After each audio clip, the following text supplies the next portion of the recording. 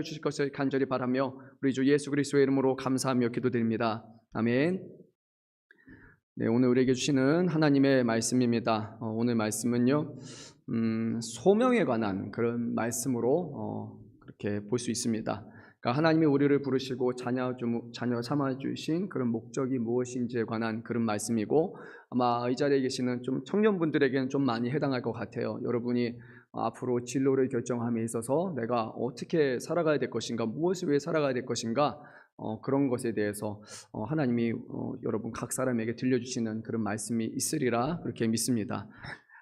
이제 수련회가 다가오죠. 보통 여름쯤 되면은 교육부서에서 열심히 준비하고 어떻게 하면 우리 아이들이 거기서 정말 주님 만나고 그리고 변화될 수 있을까, 도전받을 수 있을까 참 많이 고민을 합니다. 그리고 하나님의 은혜를 주시면 정말 놀라운 일이 일어나죠. 청소년 수련회나 또 청년 수련회 기간 동안에 정말 그 집회를 통해서 변화되는 그런 친구들이 있습니다. 회개하고 그리고 이제 내가 변화되어야 되겠다, 삶에 불필요한 부분들을 하나하나 끊겠다고 고백하고 정말 하나님을 중심으로 하는, 하나님을 기쁘시게 하는 삶을 살겠습니다, 이렇게 정말 다짐하는 친구들이 있어요. 그리고 나서 이제 보면은 아주 급격한 그런 변화를 시도합니다. 이래요. 가던 길에서 돌이켜서 나 목회자가 되겠습니다, 또 나는 선교사가 되겠습니까, 뭐 어떤 여성분들은 나는 목회자 사모가 되겠습니다, 이렇게 결심하는 분들이 있습니다. 이런 마음을 갖는 것 자체는 너무 귀한 일이라고 저는 생각합니다. 하나님 앞에 삶을 드리겠다, 정말 하나님을 기쁘시게 하는 삶을 살아가겠다, 이것보다 귀한 것이 어디 있습니까?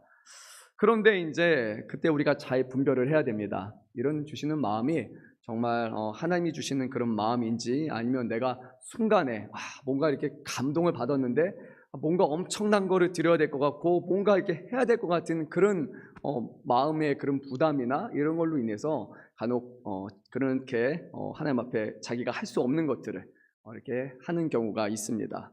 뭐 어떤 영적인 체험을 하거나 깊은 감동을 받고 막 마음이 너무나 뜨거운데 정말 이거 어떻게 좀 해야 될 것 같은데, 그래서 이거는 하나님이 목회자로 부른 것이구나, 선교자로 부른 것이구나, 아니면 사모로 부른 것이구나, 그래가지고 내뜸 딱 결정을 합니다. 이제 제가 학업을 이쪽을 그만두고 저쪽으로 가겠습니다. 제가 가던 길에서 돌이켜서 완전히 이쪽으로 이제 가겠습니다라고 그렇게 하는 분들이 있습니다. 물론 하나님은 그렇게도 일하십니다. 정말 가던 길을 돌이켜서 목회자가 되게도 하시고 여러 가지 방식으로 행하시지만요, 그런데 우리는 그 부분에서 항상 조심해야 합니다. 정말로 이게 하나님이 주시는 마음으로 하나님을 기쁘시게 하기 위해서 내가 그 길을 걸어가는 것인지, 아니면 나의 어떤 부족함을 채우거나 아니면 내가 뭔가 해야 될 것 같은 그런 의무감, 이런 것을 거기에 충족시키기 위한 도구로서 내가 이렇게 하겠다라고 고백하는지, 그런 것들을 잘 봐야 됩니다. 오늘 말씀을 보면요, 고린도 교회 안에서 이런 유사한 상황이 발생했습니다. 우리 지난주에 나눴던 말씀이죠. 앞선 12절 이하의 말씀에서는요, 보니까 성도들이 뭔가 깊은 은혜 체험을 한 것 같고, 내가 이제 좀 변화되어야겠어, 내가 다르게 살아가야 됐어, 그렇게 생각한 나머지 어떤 생각을 했냐, 예수 믿고 보니까 지금 내 아내나 내 남편이 예수 믿지 않는 사람이니까 나는 구약의 이스라엘 백성들과 같이 믿지 않는 그런 남편과 아내를 끊고 내가 정말로 신실한 그런 사람을 만나가지고 다시 결혼해야겠다라는 그런 이상한 생각을 하는 사람들이 있었습니다. 너무나 거룩해지기 위해서 너무나 하나님 앞에 구별된 것을 생각한 나머지 주시는 것들을 다 끊어내고 잘라내고, 그리고 나서 이제 뭐 혼자 살든 아니면 내가 다른 믿는 사람들을 만나서 재혼을 하든 그렇게 살아가야 되겠다라고 그렇게 주장하는 사람들이 있었죠. 그때 사도 바울은 이렇게 말했습니다. 남편이나 아내가 함께 살기를 원한다면 버리지 말고 그렇게 살아가라 라고 했습니다. 그렇게 극단적으로 잘라내고 그렇게까지 할 필요가 없다라는 겁니다. 꼭 그렇게 해야 하나님이 기뻐하시는 것이고 꼭 그렇게 해야 하나님의 영광을 돌리는 것이 아니다라는 것을 잘 말한 겁니다. 오히려 이런 것을 우리에게 구애가 되게 하고 이런 것에 우리가 이렇게 붙잡히는 것 자체가 좋지 않으니까 그렇게까지 할 필요는 없다. 만약에 남편과 아내와 이혼을 했는데 그런데 하나님이 그 사람을 구원하실지 아니지 우리는 어떻게 알겠느냐. 그래서 우리는 모르기 때문에 주어진 상황 가운데 하나님 앞에 최선을 다하라 라고 사도 바울은 그렇게 말했습니다. 그리고 나서 오늘 이어지는 말씀에서 사도 바울은 또 다시 이 부분을 강조하는데요. 우리 한번 17절 말씀을 읽도록 하겠습니다. 오직 주께서 각 사람에게 나눠주신 대로 하나님이 각 사람을 부르신 그대로 행하라. 내가 모든 교회에서 이와 같이 명하노라. 아멘. 이 말씀은요, 앞절까지의 말씀의 결론이고 또 오늘 본문의 17절에서 24절에 해당하는 그 말씀의 큰 틀을 형성합니다. 주님께서 각 사람에게 나눠주신 것이 있고 각 사람을 부르신 것이 다르기 때문에 그거에 순종해서 할 것이지 다 천편일률적으로 다 똑같이 그렇게 맞춰가고 그렇게 할 필요가 없다라는 거예요. 결혼과 독신과 이혼의 부분에서도 억지스럽게 그렇게 바꿀 것이 없이 신앙의 문제가 안 된다면 그 상태를 계속 유지하는 것이 옳은 것처럼 우리 청년분들 또 어쩌면 장년이 돼서도 나 이 길이 아니고 다른 것도 해보고 싶다라고 하시는 분들도 우리 직업적 소명과 관련한 부분에서 억지스럽게 그것을 다 바꾸고 맞출 필요는 없다라는 겁니다. 왜냐하면 하나님이 각 사람에게 나눠주신 것이 다르고 하나님이 각 사람을 부르신 그 소명이 다 다르기 때문에 중요한 것은 우리가 하나님께서 주신 것을 믿고 하나님께서 부르셨다는 것을 믿고 하나님의 중심된 그런 삶을 살아가면 어떤 직업을 가느냐 아니면 어떤 사람이 되냐 이것은 별로 중요하지 않다라는 거예요. 모든 사람들이 다 교사가 되어야 되는 것도 아니고 모든 사람이 다 목회자가 되어야 될 것도 아니고 모든 사람들이 다 밖에 나가서 어떤 전문직에 종사해야 되는 것이 아니라 각자에게 주어진 하나님의 부르심이 있고 각자에게 주신 하나님의 그런 은사가 있기 때문에 그것을 그냥 감사하고 그 가운데 최선을 다해서 하나님 중심적으로 살아가는 것이 옳다라는 겁니다. 잘 생각해야 되는 부분은 이런 겁니다. 내가 특정 직장을 들어가고 싶거나 아니면 특정 직업을 갖고 싶어하는 그 이유가 무엇인지를 잘 생각해야 돼요. 이것이 정말로 하나님을 기쁘시게 하기 위함인가, 하나님을 드러내기 위함인가, 하나님을 예배하는 삶을 살아가기 위함인가, 아니면 나의 어떤 성취를 드러내기 위함, 아니면 자기 만족을 위한 것인지, 아니면 사람들 앞에 나는 이 정도의 직업을 갖는 사람이고 나는 이 정도가 됐으니까 사람들 앞에 인정받을 만한 사람이고 뭔가 남에게 보여주고 인정받기 원하는 그런 목적을 따라서 우리가 직업적 소명을 갖는다면 그것은 오히려 잘못됐다는 겁니다. 그러니까 그래 내가 뭐 사자 정도 되면 사람들이 나를 인정해 주겠어. 그러니까 그것을 위해서 열심히 공부하는데 신앙생활을 하지 않아요. 그 목적을 이루기 위해서 정말 예배 드리는 시간도 하나하나 다 잘라내기 시작하고 하나님 앞에 드리는 그런 거 아니라 이 시간만큼은 내가 정말로 열심히 해서 그렇게 어떤 특정한 직업에 갔거나 아니면 뭐 대기업에 들어가거나 대단한 사람이 되겠습니다. 그리고 남은 내가 그 자리에서 하나님을 영광 돌리겠습니다 라고 말하는 그런 삶을 살아가지 말라는 겁니다. 목적을 이루어야 하나님의 영광을 받으시고 목적을 이루지 못하면 하나님의 영광을 받지 못하시는 것이 아니에요. 하나님은 그 모든 과정 가운데 우리가 어떻게 어떤 마음의 중심을 가지고 살아가는지 그 과정부터를 보시는 분이지 하나님은 결과를 보고 뭔가 엄청난 거 이루면 잘했다. 그리고 그러지 못하면 가다가 넘어지거나 가다가 이 길이 아닌 것처럼 느껴져서 다른 길로 돌아가면 실패한 인생이라고 하나님은 그렇게 부르시지 않습니다. 그럴 거면 하나님은 가장 위대한 사람들만을 부르시면 됩니다. 그러면은 하나님은 모든 사람들 보시기에 다 온 세상의 왕들만 부르셨고 온 세상의 회장들만 부르시는 하나님을 믿는 사람들은 정말로 다 대단한 사람들만 믿는다라고 가장 쉬운 방식으로 하나님은 행하실 수 있어요. 그런데 하나님은 그렇게 하지 않으십니다. 각 사람에게 주시는 것이 다 다르고 그 주어진 환경 속에서 하나님을 온전히 예배하고 하나님을 기쁘시게 하면서 주시는 재능을 10분 발휘해서 최선을 다해서 정말 이거 하나님이 주시는 그런 음성처럼 듣고 그 길을 열심히 향해서 잘 가면 되는 거예요. 가다가 성공을 못할 수도 있어요. 가다가 정말 쫄딱 망할 수도 있어요. 뭐 어떻습니까? 다시 하나님 앞에 돌아가서 열심히 다해서 행하면 되는 겁니다. 우리가 하나님의 뜻을 구한다라는 것이 운명론적인 시각을 갖는다는 것이 아니에요. 그러니까 이런 겁니다. 하나님의 뜻이 이걸까요? 저걸까요? 확률은 반반 50%. 이거를 택하면 운명이 성공하는 운명이야. 이거를 택하면 망하는 운명이야. 잘 안 되는 운명이야. 그거는 믿는 사람들이 가져야 되는 시각이 아닙니다. 그거는 운명을 믿는 사람들이에요. 우리 믿는 사람들은요, 이것이든 저것이든 하나님이 기뻐하시는 것이라면, 하나님을 높이는 자리라면 이 길을 가도 그리고 저 길을 가도 괜찮다라고 믿는 거예요. 설령 가다가 좀 안 된다 할지라도 그러면 다시 일어서서 다시 열심히 가거나, 아니면 이 길을 가는 것이 하나님을 높일 수 있는 것이라면, 더 하나님을 찬양할 수 있는 거라면, 하나님을 더 기쁘시게 할 수 있는 것이라면 그 길을 다시 가면 되는 거예요. 무조건 한 번 들어가니까 성공, 한 번 들어가니까 실패, 그런 길은 없습니다. 그것은 오히려 하나님을 제대로 믿지 않는 사람들이 추구하는 그런 방식입니다.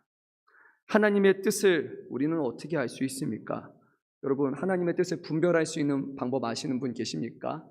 저는 죄송하지만 저는 잘 분별을 못하겠습니다. 저는 그냥 믿으면서 갑니다. 하나님 기뻐하시는 거고, 이거 과정이 옳고 이거 방향성이 옳다면 이거 하나님 영광 돌리는 그런 방법이고, 이 과정을 통해서 아무런 문제가 되지 않는다면 그러면 기도하고 그냥 앞으로 가는 겁니다. 기도하고 가요. 가다가 하나님이 때가 아니라고 말하면 멈춰 서면 되는 거예요. 가다가 이거 너무 내가 욕심을 부린 것 같다 그러면 뒤돌아서서 다시 하나님 앞에 구하고 하나님의 뜻을 구하며 가는 겁니다. 내 욕심이 되지 않기를 위해서 하나님 앞에 기도하는 것이고, 그리고 내가 이것을 통해서 드러나거나 영광 받는 것이 아니라 정말로 내 마음의 중심이 하나님께 있는지를 구하며 가는 것이에요. 그러면은 저는 그것이 하나님이 기뻐하신다고 생각을 합니다.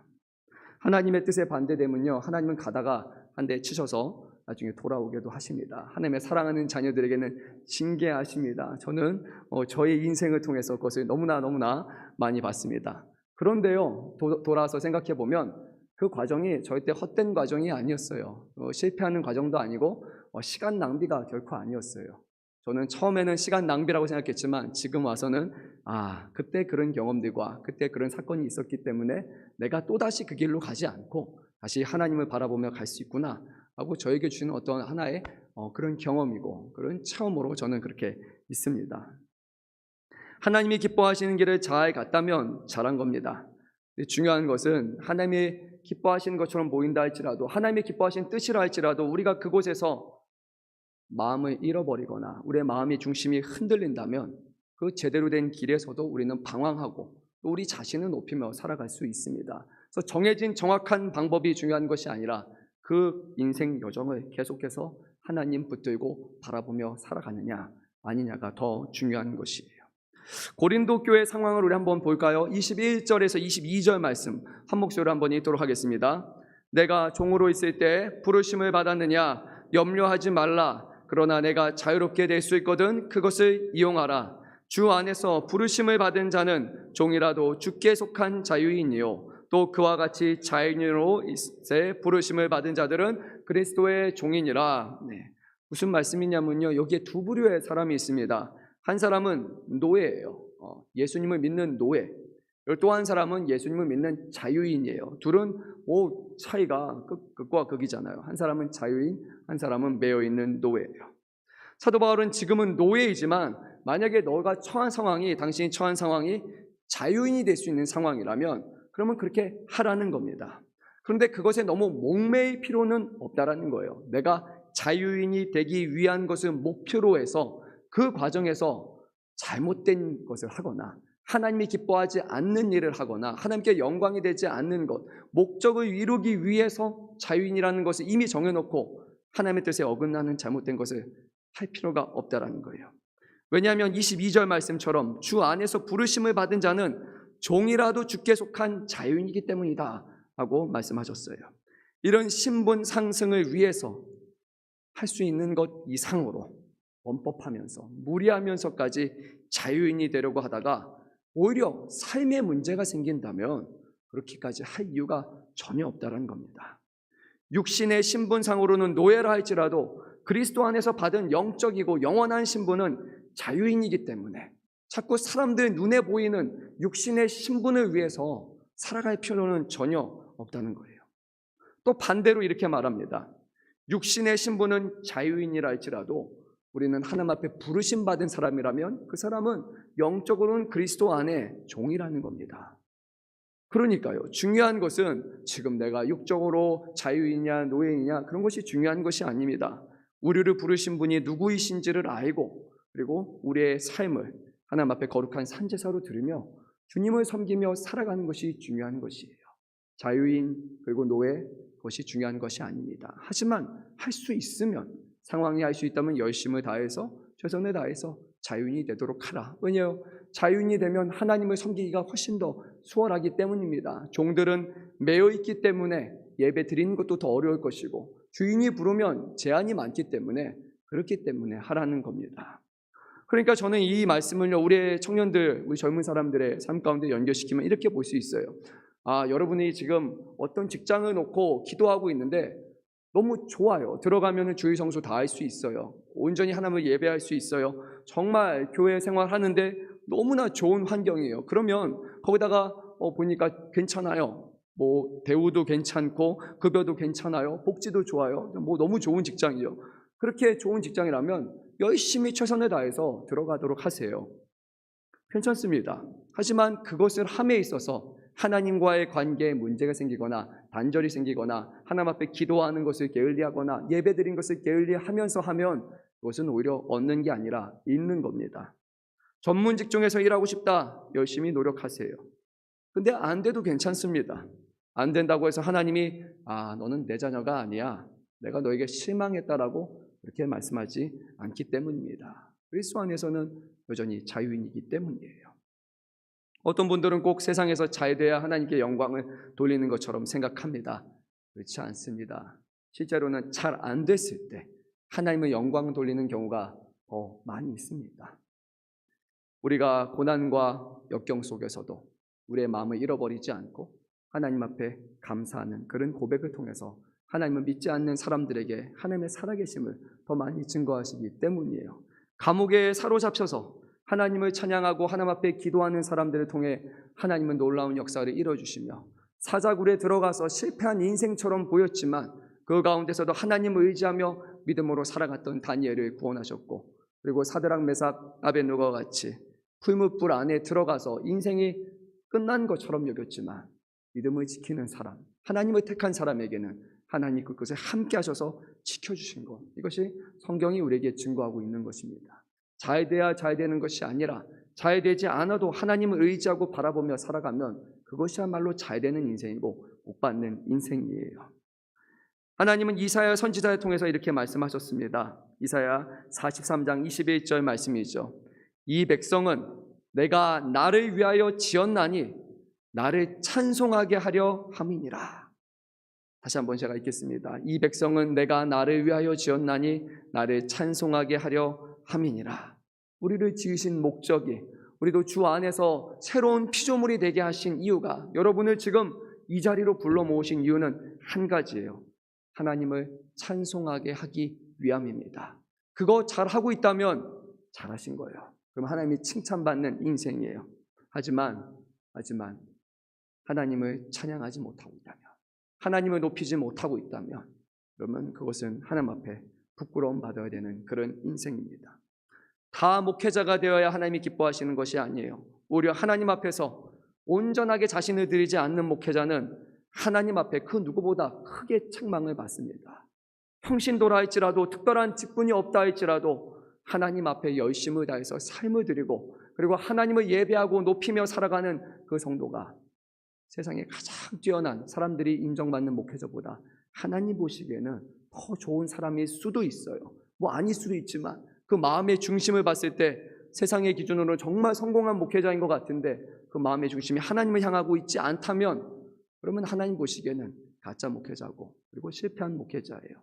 중요한 것은 하나님 앞에 삶을 드리느냐 아니냐입니다. 우리 청년 여러분, 직업, 어떤 직업을 갖느냐, 그것을 정해놓는 것이 아니라 내가 이 직업을 통해서, 내가 하는 일을 통해서 어떻게 하나님을 높일 수 있느냐, 어떻게 하나님을 찬양할 수 있느냐, 어떻게 교회를 섬길 수 있느냐, 그것을 놓고 기도하면 하나님은 그곳에서 가장 좋은 길을 여러분에게 보여주실 것입니다. 사람들이 보기에 저 정도는 돼야지, 저기는 가야지, 저기는, 그런 거 보지 마십시오. 사람들이 보는 거, 그거 위해서 우리가 살아가는 거 아니잖아요. 하나님을 중심으로 삼고 살아가는 사람, 그런 사람들이야말로 진정한 믿음의 사람입니다. 우리 한번 18절 19절 말씀을 한 목소리 읽도록 하겠습니다. 할례자로서 부르심을 받은 자가 있느냐, 무할례자가 되지 말며 무할례자로 부르심 받은 자가 있느냐, 할례를 받지 말라.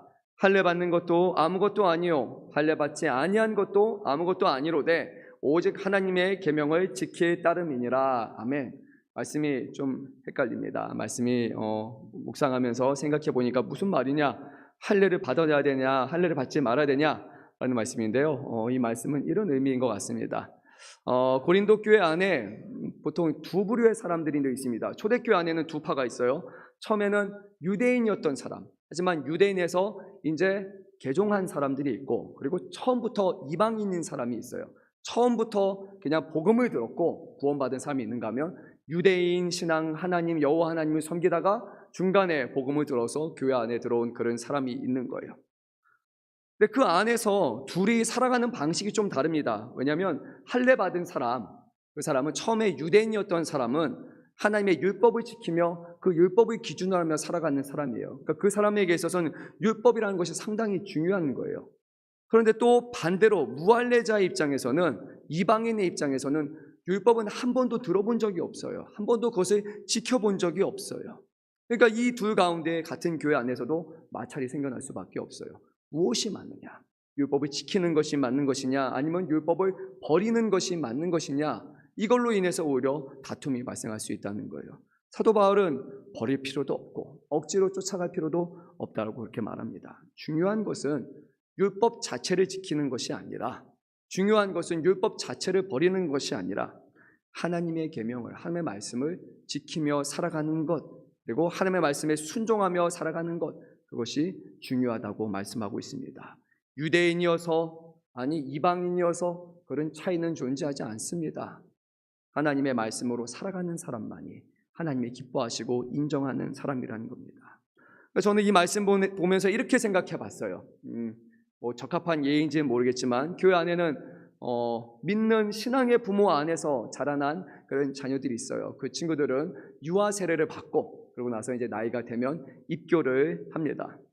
아니면 또 다른 분들도 있어요. 좀 나중에 학습을 받고 그 다음에 학습을 거쳐서 세례를 받는 사람들이 있어요. 누구는 어렸을 때 유아 세례 받고 입교가 되고, 누구는 나중에 학습 받고 세례 받고 그렇게 신자가 되는 거예요. 믿는 가정에서 태어났느냐, 아니면 믿지 않는 가정에서 태어났느냐, 그것이 중요한 것이 아니라 거기서 어떻게 하나님을 만나고 믿고 섬기고 있느냐가 더 중요한 사실이라는 겁니다. 목회자의 가문에서 태어나서 오히려 하나님 앞에 책망받은 일 많이 하는 사람, 제가 유학생활에서 정말 많이 봤습니다. 장로님 가정 말할 것도 없습니다. 권사님, 안수지사님 가정 말할 것도 없습니다. 물론 잘하는 사람은 잘하지만 못하는 사람은 그냥 어디 가도 못하는 거예요. 부모가 누구냐가 전혀 중요하지 않습니다. 부모가 뭐 선교사든 아니면 대형교회든 작은 교회든 중요하지 않아요. 본인이 지금 어떤 신앙생활을 하고 있느냐, 이것이 더 중요한 것입니다. 또한 우리가 또 생각해 보면 이럴 수 있을 거예요. 어떤 목회자 또 어떤 교회에게 있어서는 한국에 보면 대형 교회도 있고 큰 교회도 있고 또 시골 교회도 있고 작은 교회도 있는 거예요. 큰 교회니까 정말 하나님이 기뻐하시는 교회, 작은 교회니까 그렇지 않은 교회, 우리는 그렇게 속단할 수가 없는 거예요. 그곳에서 하나님을 바라보는 교회라면, 그 대형 교회라면 하나님이 칭찬하시는 교회지만, 규모만 키운 대형 교회라면 하나님이 계시지 않는, 책망하는 교회예요. 작은 교회지만 그 안에서 하나님을 온전히 믿는다면, 하나님만 섬기고 있다면 하나님이 칭찬하시는 교회예요. 하지만 작은데도 불구하고 하나님 의지하지 않고 다른 길로 가고 있다면, 작은 교회여서 우리가 저 교회는 정말 힘들겠다라는 것이 아니라 그 교회도 하나님이 기뻐하지 않는 교회예요. 오직 하나님의 말씀대로 하나님을 기쁘시게 하는 그 교회, 하나님의 뜻 가운데 살아가는 교회만이 바로 하나님이 인정하시는 교회가 되는 겁니다. 사랑하는 성도 여러분, 오늘 한번 우리 말씀을 세 구절을 마지막으로 읽고 그리고 마치고자 합니다. 17절, 20절, 24절 말씀 우리 한번 세 번, 17, 20, 24절 한 목소리로 크게 읽도록 하겠습니다. 오직 주께서 각 사람에게 나눠주신 대로 하나님이 각 사람을 부르신 그대로 행하라. 내가 모든 교회에서 이와 같이 명하노라. 20절, 각 사람은 부르심을 받은 그 부르심대로 지내라. 형제들아, 너희는 각각 부르심을 받은 그대로 하나님과 함께 거하라. 아멘. 똑같은 말입니까? 다른 말입니까? 같은 말이에요. 17절부터 24절까지 그 짧은 본문 안에 왜 이렇게까지 세 번이나 강조해서 말하겠습니까? 듣기는 듣는데 그게 마음속으로 잘 동의가 되지 않는 거예요. 왜냐하면 현실은 또 가면 노예, 현실은 자유인, 현실은 부한 사람, 현실은 가난한 사람, 자꾸만 눈에 보이기 때문이에요. 그래서 사도 바울은 내가 모든 교회 이와 같이 명하노라 하고 명령을 하고, 또 부르심 그대로 지내라, 또 부르심 받은 그대로 하나님과 함께 거하라 하고 계속해서 강조하면서 강력하게 말씀하셨습니다. 사랑하는 성도 여러분, 오늘 이 말씀을 잘 기억하시기를 바랍니다. 하나님이 우리 각각을 부르신 것이 모양이 다 다릅니다. 다 똑같은 사람 되기 위해서 우리 부르신 거 아닙니다. 교회 안에서 어떤 사람은 방송 일을 하고, 어떤 사람은 교사 일을 하고, 어떤 사람은 찬양을 하고, 어떤 사람들은 정말 사람을 세우는 일을 하고, 봉사하는 일도 하고, 섬기는 일, 다양한 일들이 있습니다. 모든 사람들이 다 똑같은 일을 하는 것이 하나님이 기뻐하시는 것이 아니에요. 하나님이 나에게 주신 마음이 있다면, 정말 내가 이것을 기쁨으로 드릴 수 있다면, 아니 조금 내가 부족하고 못한다 할지라도 내가 이거 하나만큼은 정말 하나님 앞에 열심을 다해서 해보겠다고, 하나님을 기쁘시게 해보겠다고 그런 마음을 여러분이 주셨다면 그거 붙들고 가십시오. 하나님은 그 마음을 기뻐하십니다. 높은 자리가 사람 만드는 것이 아니라 하나님은 우리의 마음의 중심을 살피시는 분이십니다. 우리 사랑하는 엽천 양문교회 모든 성도 여러분, 하나님의 우리와 함께 하심을 기억하시며, 그리고 하나님의 부르신 그 뜻대로, 그리고 이 모든 것이 하나님의 나눠주신 거라는 것을 기억하면서 내가 드러내고 자랑할 것이 아니라 이 모든 것을 나에게 나눠주신 하나님을 찬양하고 그분을 높이는 그런 삶을 살아갈 수 있기를 간절히 소망합니다.